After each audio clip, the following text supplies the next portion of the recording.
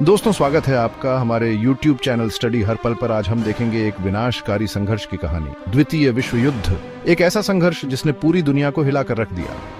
यह युद्ध 1939 से 1945 तक चला और मानव इतिहास के सबसे विनाशकारी युद्धों में से एक था। 60 से अधिक देशों के 100 मिलियन से ज्यादा सैनिक इसमें शामिल हुए।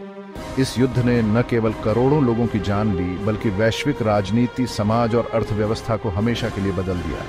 आइए जानते हैं द्वितीय विश्व युद्ध के कारण, प्रमुख लड़ाइयों और इसके बाद दुनिया में हुए बदलावों के बारे में। प्रथम विश्व युद्ध के बाद विजयी राष्ट्रों ने जर्मनी पर एक संधि थोपी, जिसे वर्साय की संधि के नाम से जाना जाता है। यह संधि 1919 में लागू हुई। जर्मनी के लिए अपमानजनक शर्तों से भरी थी। जर्मनी को युद्ध का एकमात्र दोषी ठहराया गया और उसे भारी युद्ध क्षतिपूर्ति का भुगतान करने के लिए मजबूर किया गया। इस संधि ने जर्मनी की अर्थव्यवस्था को तहस नहस कर दिया और जर्मन जनता में गहरा आक्रोश पैदा किया। जर्मन क्षेत्रों को छीन लिया गया और उनकी सेना को सीमित कर दिया गया, जिससे उनकी राष्ट्रीय गरिमा को ठेस पहुंची। वर्साय की संधि ने जर्मनी में अस्थिरता और असंतोष का माहौल पैदा किया, जिसने आगे चलकर द्वितीय विश्व युद्ध के बीज बोए।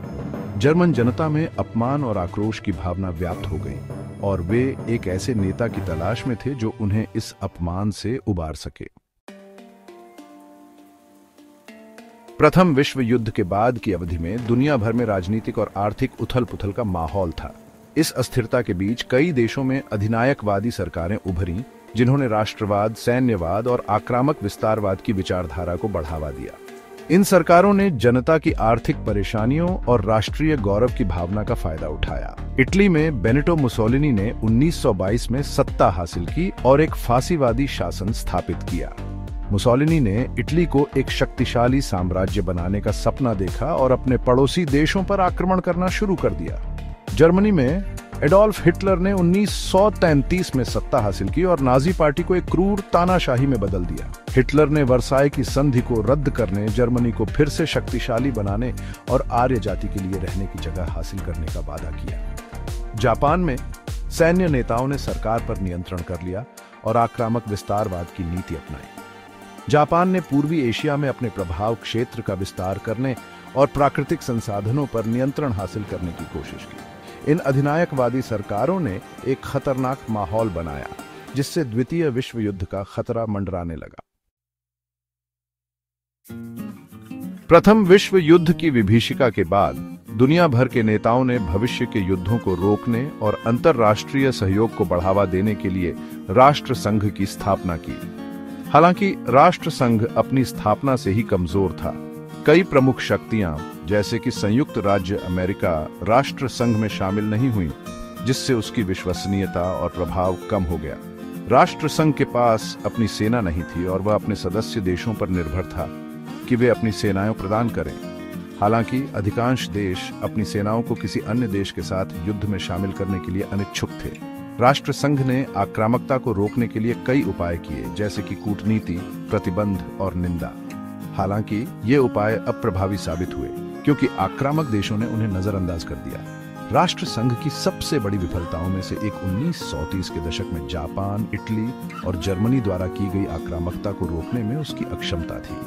राष्ट्र संघ इन देशों की आक्रामकता को रोकने में विफल रहा, जिससे द्वितीय विश्व युद्ध का मार्ग प्रशस्त हुआ। जापान का विस्तारवाद, पूर्वी एशिया में तनाव। 1930 के दशक में जापान ने पूर्वी एशिया में एक आक्रामक विस्तारवादी नीति अपनाई। जापान एक द्वीपीय राष्ट्र होने के कारण प्राकृतिक संसाधनों की कमी से जूझ रहा था।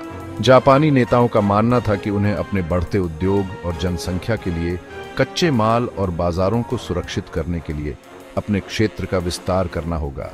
1931 में जापान ने मंचूरिया पर आक्रमण किया, जो चीन का एक संसाधन संपन्न क्षेत्र था। जापान ने मंचूरिया पर कब्जा कर लिया और उसे मंचुकुओ नामक एक कठपुतली राज्य में बदल दिया। 1937 में जापान ने चीन पर पूर्ण पैमाने पर आक्रमण शुरू किया, जिससे दूसरा चीन जापानी युद्ध शुरू हो गया। जापानी सेना ने क्रूरता और बर्बरता के साथ चीनी शहरों पर बमबारी की और लाखों निर्दोष नागरिकों की हत्या कर दी। जापान की आक्रामकता ने अंतर्राष्ट्रीय समुदाय को चिंतित कर दिया, लेकिन कोई भी देश जापान को चुनौती देने को तैयार नहीं था। राष्ट्र संघ ने जापान की निंदा की, लेकिन कोई प्रभावी कार्रवाई नहीं की। जापान का विस्तारवाद द्वितीय विश्व युद्ध का एक प्रमुख कारण बना, क्योंकि इसने एशिया प्रशांत क्षेत्र में तनाव और अस्थिरता को बढ़ा दिया। जर्मनी का विस्तारवाद। हिटलर की महत्वाकांक्षाएं। एडोल्फ हिटलर का मानना था कि जर्मनी को एक महान शक्ति बनने के लिए रहने की जगह की आवश्यकता है। उसने पूर्वी यूरोप में जर्मन लोगों को एकजुट करने और जर्मन लोगों के लिए एक विशाल साम्राज्य बनाने का सपना देखा। हिटलर ने वर्साय की संधि को रद्द करने और जर्मनी की सेना का पुनर्निर्माण करने के लिए आक्रामक कदम उठाए। 1936 में हिटलर ने वर्साय की संधि का उल्लंघन करते हुए राइनलैंड में जर्मन सैनिकों को भेजा। 1938 में हिटलर ने ऑस्ट्रिया पर कब्जा कर लिया, जिसे एंशलुस के रूप में जाना जाता है। हिटलर ने दावा किया कि ऑस्ट्रिया जर्मनी का एक स्वाभाविक हिस्सा था और ऑस्ट्रियाई लोगों को जर्मन साम्राज्य में शामिल होने के लिए आजाद कर रहा था।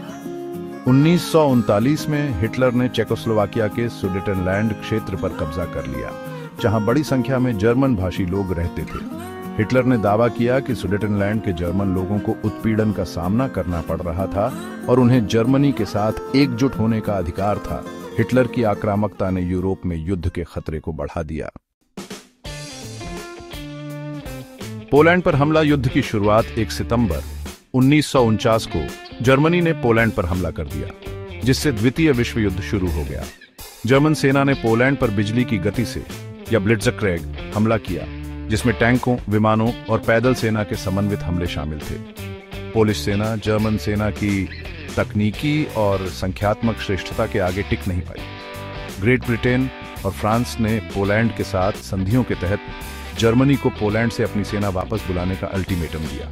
जब हिटलर ने अल्टीमेटम को नजरअंदाज कर दिया, तो ग्रेट ब्रिटेन और फ्रांस ने 3 सितंबर 1949 को जर्मनी के खिलाफ युद्ध की घोषणा कर दी। जर्मनी के पोलैंड पर आक्रमण ने यूरोप को युद्ध में धकेल दिया और दुनिया को एक और विनाशकारी संघर्ष में झोंक दिया। चैप्टर 7 मित्र राष्ट्र और धुरी राष्ट्र। एक वैश्विक संघर्ष। द्वितीय विश्व युद्ध में 2 प्रमुख गुट थे, मित्र राष्ट्र और धुरी राष्ट्र। मित्र राष्ट्रों का नेतृत्व ग्रेट ब्रिटेन, फ्रांस, सोवियत संघ और संयुक्त राज्य अमेरिका ने किया था। धुरी राष्ट्रों का नेतृत्व जर्मनी, इटली और जापान ने किया था। युद्ध के दौरान कई अन्य देश इन 2 गुटों में शामिल हो गए, जिससे यह मानव इतिहास का सबसे बड़ा और सबसे विनाशकारी युद्ध बन गया। मित्र राष्ट्रों का लक्ष्य धुरी राष्ट्रों की आक्रामकता को हराना और दुनिया में स्वतंत्रता और लोकतंत्र को संरक्षित करना था। धुरी राष्ट्रों का लक्ष्य दुनिया पर अपना प्रभुत्व स्थापित करना और अपने अधिनायकवादी विचारधारा को फैलाना था। द्वितीय विश्व युद्ध यूरोप, एशिया, अफ्रीका और प्रशांत महासागर सहित दुनिया के कई हिस्सों में लड़ा गया था। युद्ध में नई तकनीकों जैसे कि रडार, जेट विमान और परमाणु बम का इस्तेमाल किया गया, जिससे युद्ध और भी भयावह और विनाशकारी हो गया। युद्ध का अंत। जीत की कीमत। 6 जून 1944 को मित्र राष्ट्रों ने फ्रांस के नॉर्मंडी तट पर एक विशाल उभयचर लैंडिंग की, जिसे डी-डे के रूप में जाना जाता है।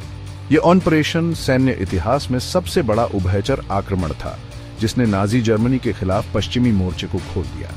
पूर्वी मोर्चे पर सोवियत संघ ने जर्मन सेना को पीछे धकेलना शुरू कर दिया था। सोवियत संघ ने भारी नुकसान उठाया था, लेकिन उसकी विशाल जनसंख्या और संसाधनों ने उसे युद्ध में बने रहने की अनुमति दी।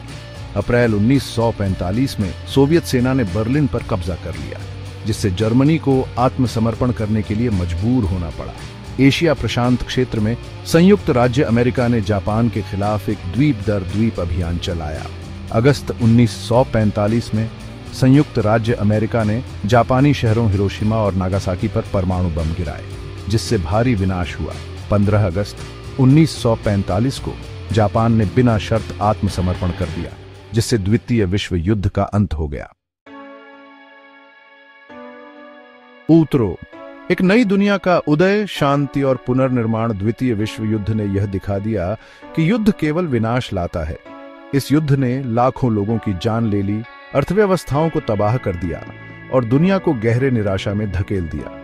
युद्ध के बाद दुनिया के नेताओं ने भविष्य के युद्धों को रोकने और अंतर्राष्ट्रीय सहयोग को बढ़ावा देने के लिए संयुक्त राष्ट्र की स्थापना की। द्वितीय विश्व युद्ध ने दुनिया को हमेशा के लिए बदल दिया। इसने एक नया विश्व व्यवस्था बनाया जिसमें संयुक्त राज्य अमेरिका और सोवियत संघ दो महाशक्तियों के रूप में उभरे। युद्ध ने उपनिवेशवाद के अंत, शीत युद्ध की शुरुआत और प्रौद्योगिकी और चिकित्सा के क्षेत्र में अभूतपूर्व प्रगति को भी जन्म दिया।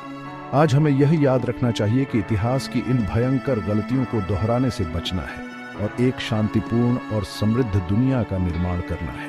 वीडियो अच्छी लगी तो लाइक, शेयर, सब्सक्राइब और कमेंट करना मत भूलना और जानकारी के लिए जुड़े रहे हमारे साथ। धन्यवाद।